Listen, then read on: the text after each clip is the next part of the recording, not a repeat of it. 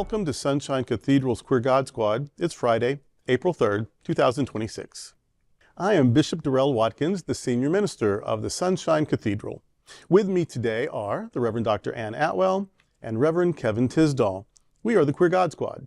Visit sunshinecathedral.org to learn more about us. Queer God Squad was created by Hotspots Happening Out to support our mission to explore the value of faith in the LGBTQ community. There's no streaming TV show like this in the entire world. In 2026, we are celebrating the 41st anniversary of Hotspots magazine, with Queer News Tonight sharing over 11,000 stories and 11 million views so far. We are the largest nonprofit LGBTQ media organization in America, and we encourage you to support our mission to inform, entertain, and educate our community and allies. This is the Sunshine Cathedral perspective. Queer lives and public health endangered in parts of Africa. A March 2026 report from Health Policy Watch featured by the European AIDS Treatment Group, EATG, details a significant escalation in anti-LGBTQ+ legislation in Ghana and Senegal. Both West African nations are moving to double or triple prison sentences for same-sex relations and criminalize advocacy, creating a dire environment for human rights and public health. In Senegal, Prime Minister Ousmane Sonko's cabinet recently approved a bill that would increase the maximum penalty for unnatural acts from 5 to 10 years. Crucially, the law introduces the crime of apology or promotion, which targets activists, NGOs, and even healthcare workers who provide support to LGBTQ+ individuals. This crackdown has already led to a wave of arrests and a visible decline in HIV testing and treatment as marginalized communities fear being outed to authorities. Meanwhile, Ghana's parliament has reintroduced and I'm quoting what the bill is called, the Human Sexual Rights and Family Values Bill. This wide-ranging legislation not only criminalizes LGBTQ+ identity, but also mandates that citizens report suspected individuals to the police. It imposes prison terms for gross indecency, including cross-dressing, and bans all LGBTQ+ organizations. Health advocates warn that these punitive measures across both countries will drive the HIV epidemic underground, undoing decades of progress in regional public health. This story saddened me in so many different ways. You have countries that are regressing back to the worst possible way to live. And maybe I'm being unfair, but I'm going to say that so much of what these countries do still mirrors what happened to them when they were colonized. Yeah. Most of these countries, now some of the information is sketchy, but neither one of these countries before colonization had rules or laws against same-sex behaviors. Matter of fact, a lot of communities were very positive about it. It was just a part of who they were. But then the British and the Americans came in, mostly the British in the beginning, and then the French and then the Spanish came in and started imposing their quote-unquote religious values on these states, on these countries, and I don't think that they've fully survived yet. They still haven't fully evolved away from it. And I know that I like talking about the boogeyman, but a lot of these countries are facing a lot of financial pain, and they need to rally the citizens around something quote-unquote positive. And beating up on LGBTQ people apparently is fair for the state. I saw that sign that said queer Ghanaian lives matter. I love that. That person is at great risk just holding that sign. And look at our flag. I've mentioned that flag before. There's our flag as a symbol of resistance, a symbol of rebellion, a symbol of pride. And queer Ghanaian lives, I love that so much. And it reminds me of intersectionality, because Ghana is a place where a lot of people think of as home, of going home. They want to take sort of a pilgrimage there or live there part-time. Maya Angelou taught there, lived there half the year for a lot of years. But at the same time, this place that represents pride and history for one community is so dangerous for another. And yet, some people are members of both communities. So intersectionality, gets in there and complicates things. And so in any event, though, Senegal and Ghana, for all their great things, and then for now some terrible things,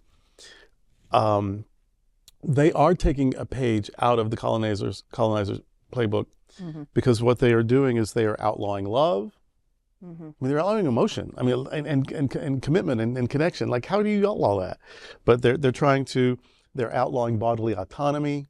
If my body and your body relate in certain ways and they're caught, now we're criminals. So we don't have bodily autonomy. We don't have emotional autonomy. They are legislating nature. Yeah. Hello. These unnatural acts. Well, consult a scientist, consult a biologist, consult an anthropologist, consult a zoologist. This isn't a human phenomenon.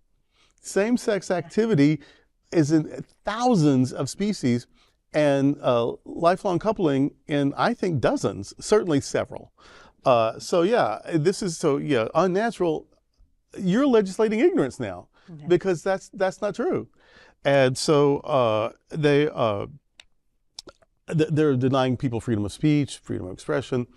They're legalizing discrimination, and not just discrimination, but discrimination that comes with severe penalties if you defy that discrimination. So yeah, this is the worst of Portuguese, Spanish, British, French, U.S. Colonialism. They're just applying it to a different group instead of a whole country, a minority within their country. But it's still ugly. It's still ugly, and it is heartbreaking to me that the person you love, like, you have to say, we either have to, I can't be with you, or we have to hide it like we're bootleggers, or we have to suffer, maybe 15 years in prison. Really? You think that's right? You think that's okay? And you can't see your own cheek. So okay, yeah, maybe in Ghana, when they're talking about it and fighting about it, it's all on the news. And well, okay, maybe they're all caught up in it. But outside of it, you hear that and you think, oh yeah, well, that's what they get. We should have some of that here. Really? I don't think so. I don't think that's how you would like to be treated, no matter who you are. I don't think that's how. I can't believe that anybody looks at that and says, oh yeah, that's humanity at its best. And so, it breaks my heart. We can't fix everything. Can't even fix our own country right now, it seems. But we can care. One of the most powerful things that we can ever do is bear witness. Yeah. And so until it gets better, we can hope, we can pray, and we can see. We see what you're doing. We see what you're doing to our queer friends in Ghana and Senegal and Saudi Arabia and Russia, and we see. And we're not going to stop seeing until there's something better to look at. Right. Good. There's a lot of things about this story that bother me. The one that really is jumping out right now is the HIV epidemic. And it kind of takes me back to the start and the height of the AIDS crisis, when people weren't getting tested, and there was the stigma around that. And here, if you're tested for HIV, I mean, just even getting tested can send you to prison, can just really make your life miserable. And yes, step back, step back, step back. It's disheartening sometimes. Yeah. That's what empathy is when you can imagine that it's you. Yeah. Can you imagine if that was you? Well, I'm not gay. Well, what if they did it to people who were divorced? Right. What if they did it to Presbyterians? What if they did it to people who were under 6 feet tall? I mean, it could be anybody. Yeah, it really could.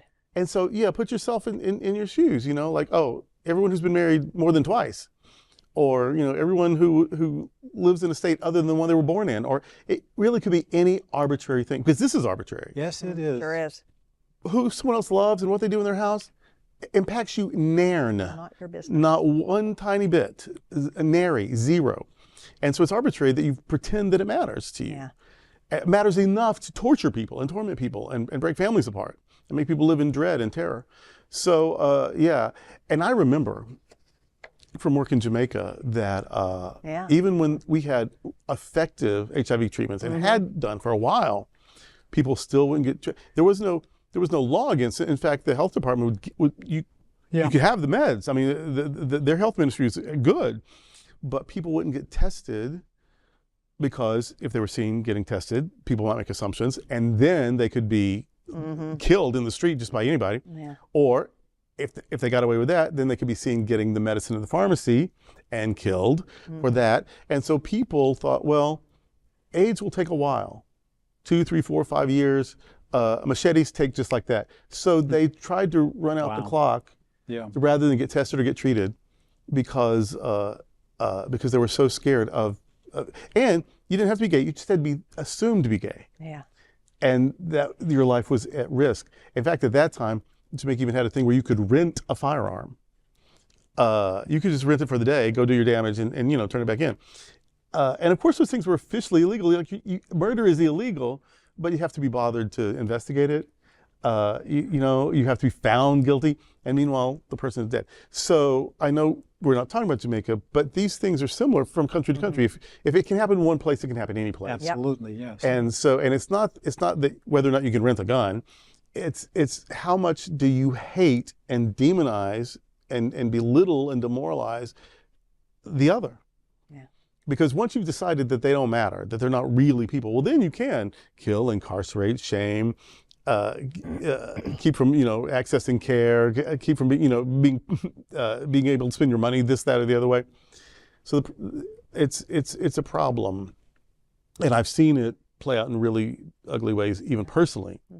And so I'm not an expert on Senegal or Ghana, and people are always very sensitive when you try to get in their business. This is our culture and our history and our government, and you don't tell us what to do. And queer people are people.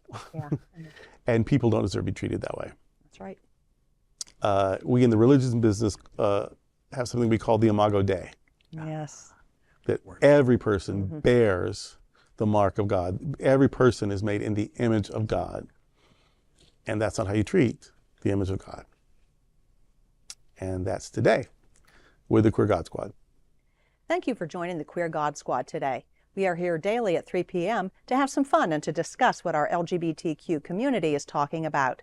Please like and share this and other episodes of the Queer God Squad. Sunshine Cathedral is the world's leading progressive queer church. Progressive, queer, and God are words that naturally should go together. Remember that we are all in this together, and also remember, you are God's miracle and not God's mistake. Until next time, we are the Queer God Squad.